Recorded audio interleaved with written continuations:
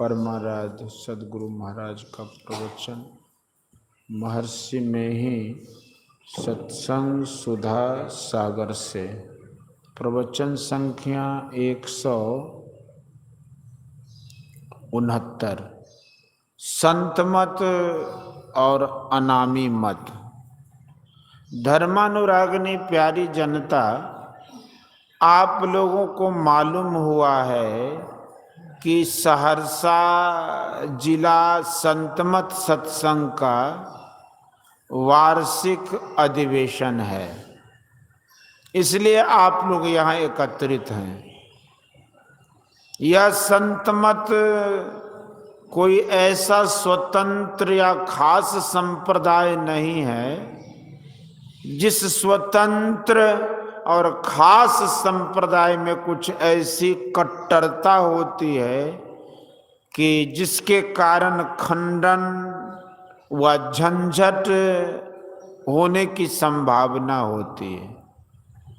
शांति प्राप्त किए महापुरुषों को संत कहते हैं। उन महापुरुषों के विचार एक हैं, उनको ठीक ठीक समझने और समझाने के लिए संत मत है। किसी एक महात्मा के नाम पर संतमत कहकर यह नहीं चल रहा है। इसमें इसके लिए कोई साहित्य चाहिए। एक बहुत बड़ी नहीं और न बहुत छोटी है। सन 1940 ईस्वी में एक पुस्तक छापी गई, उसका नाम है सत्संग योग।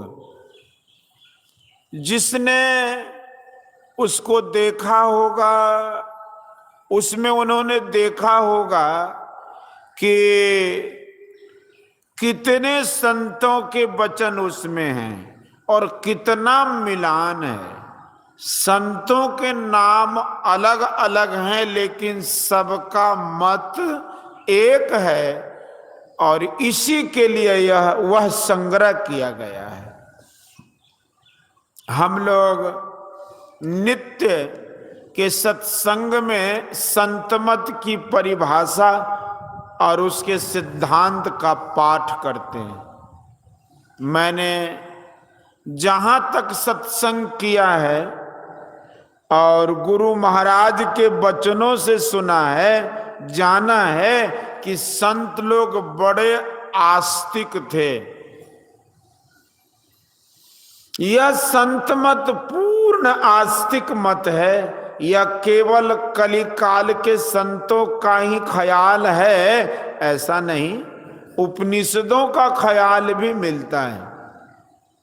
वेद, उपनिषद और संतों की वाणियों में एक ही ज्ञान है। मैंने कोशिश की लोग जाने कि यह वही बात है जो बहुत पुरानी है। कुछ लोग ऐसा ख्याल करते हैं कि संत मत वेदानुकूल नहीं है, और ठीक इसी के उल्टे कुछ लोग कहते हैं कि संतों का ज्ञान वेद से ऊंचा है।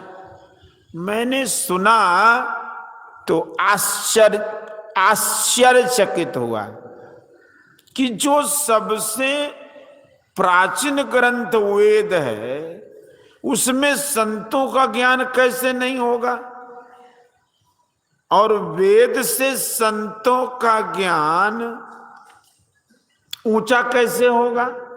इसलिए मैंने वेद संहिताओं को मंगाकर पढ़ा और उनसे संकलित कर एक पुस्तक लिखी, जिसको वेद दर्शन योग कहते हैं। पहले के कुछ संत वेद और संस्कृत पढ़े थे, और कुछ संत कुछ भी नहीं पढ़े थे। उन्हें केवल सत्संग के द्वारा ज्ञान प्राप्त हुआ था। जैसे कबीर साहब एक अक्षर भी पढ़े लिखे नहीं थे, सत्संग से ही उनको ज्ञान हुआ। लेकिन उनकी साखी को जब पढ़ते हैं कि कबीर काया समुद्र है, अंत न पावे कोई, मृतक होके जो रहे मां निकला बे सोय। मैं मर जीवा समुद्र का डुबकी मारी, एक मुट्ठी लाया ज्ञान की, जामे वस्तु अनेक। तो मालूम होता है कि वे बड़े भारी ध्यानी थे। शरीर रूपी समुद्र में उन्होंने गोता लगाया था। उनको सूफी संतों का भी संग था, ठीक है, लेकिन कोई केवल श्रवण और मनन ज्ञान से ज्ञान में पूर्ण नहीं होता। समाधि जन्य ज्ञान में ही पूर्ण ज्ञान होता है। कबीर साहब पूर्ण ज्ञानी थे। गोस्वामी तुलसीदास जी कुछ पढ़े लिखे थे, इनको संस्कृत में भी कुछ ज्ञान प्राप्त, इनको संस्कृत में भी कुछ दखल था। सत्संग और साधना के द्वारा संतों ने ज्ञान प्राप्त किया। इन लोगों को ईश्वर की स्थिति में बहुत विश्वास था। साधन भजन कैसे करो, इसका भी वर्णन इनकी वाणियों में है। मेरे कहने का मतलब यह है कि लोग ऐसा न समझे कि कबीर पंथ व अन्य पंथ व संप्रदाय की तरह यह अलग पंथ संत मत है, बल्कि यह ख्याल दिलाता हूं कि सभी संतों का एक मत है। राधा स्वामी मत आगरा से चला है।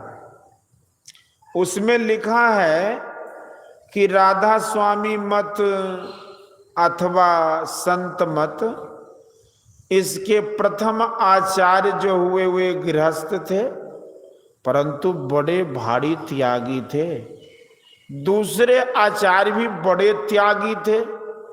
भारत में सबसे प्रथम भारतीय पोस्ट मास्टर जनरल वही हुए, और इतने बड़े कि मैं कह सकता हूं कि वे भी अपने गुरु से कम नहीं।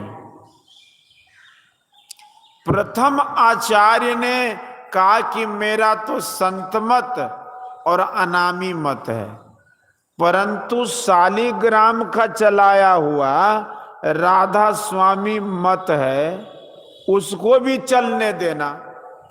कबीर साहब ने नहीं कहा कि मेरा कबीर पंथ है, परंतु उनके श्रद्धालु शिष्यों के ने उनके नाम पर कबीर पंथ रखा। सब संतों की वाणियों और वेदों को पढ़ने पर मुझे पूरा विश्वास हो गया कि सब संतों का एक ही विचार है। जहां जहां सत्संगी हैं वहां वहां दैनिक, साप्ताहिक, मासिक, विशेषाधिवेशन और अखिल भारतीय संत मत वार्षिक सत्संग होता है। इस तरह का सत्संग बिहार में अधिक तथा और प्रांतों में भी होता है। हम लोगों को सांप्रदायिकता का भेदभाव रखकर किसी से भेदभाव नहीं रखना चाहिए। मेरा मत बड़ा और दूसरे का मत छोटा, यह भेदभाव कर झंझट झगड़ा बेमनस्य नहीं करना चाहिए। संत मत सिखाता है कि ईश्वर की भक्ति करो। ईश्वर भक्ति में बिना सदाचारी बने नहीं चल सकता है। सदाचार के बिना संसार में कुशल पूर्वक नहीं रह सकते। अपनी हालत को सोचो, जिस हालत में हो संसार में किसी भी पद पर रहो, विकारों से दबे रहते हो। बड़ी इज्जत, हुकूमत, धन और विद्या पालो, फिर भी चित्त की शांति और संतुष्टि किसी को है? या आप लोग विचार कर लीजिए। अगर किन्हीं को है तो उन्होंने एक बात और की है, ईश्वर की ओर गमन अंतर मार्ग द्वारा। तब उनको शांति है, सो भी तब जब वे पूरे हों। संसार में बड़ा बनिए, सदाचार पालन कीजिए। लोग चाहते हैं कि हुकूमत और विद्या और धन, हुकूमत, विद्या और धन, इनके लिए अपने देश और सभी देशों में क्या क्या होता है सभी लोग जानते हैं। एन केन प्रकारेण करके ऐसा करते हैं, किंतु ईश्वर की भक्ति करने में सदाचार पालन करना आवश्यक होगा। संसार में आप बड़े हों ठीक है, लेकिन बिना ईश्वर भक्ति के आप सदाचारी बन सकेंगे? बिना ईश्वर भक्ति के आप सदाचारी बन न सकेंगे। बिना सदाचारी बने आप संसार में किसी पद पर रहें, कल्याण नहीं पा सकते, शांति नहीं पा सकते। मुक्ति को उपनिषद में कहा गया है कि बंध और मोक्ष को जानो। वासना से तुम बंधे हो, इससे मुक्त हो। पिंड और ब्रह्मांड, इन दोनों के बंधनों से छूटो। दोनों को आपस में इतना सामंजस्य है कि पिंड के जितने तल हैं, ब्रह्मांड के भी उतने तल हैं। पिंड जितने तत्वों से बने हैं, ब्रह्मांड भी उतने तत्वों से बने हैं। पिंड के जिस तल से जब जो छूटता है, ब्रह्मांड के भी उसी तल से तब वह छूटता है। इस सिद्धांत को जो ठीक ठीक समझते हैं और पिंड के तलों को पार करते हैं, तो ब्रह्मांड के भी तलों को पार कर जाते हैं। जब तक स्थूल और सूक्ष्म कोई भी तल रहता है, तब तक ईश्वर दर्शन नहीं होता। जब तक ईश्वर दर्शन नहीं होता, तब तक बंधन नहीं छूटता। इसके लिए संतों ने बाहर में जाना नहीं बताया, अपने अंदर अंदर चलने कहा, सत्संग करने कहा। बोलिए श्री सतगुरु। यह प्रवचन सहरसा जिलांतर ग्राम बिहारीगंज वर्तमान मधेपुरा में दिनांक 27/1/1962 ईस्वी को प्रातःकालीन सत्संग में हुआ था।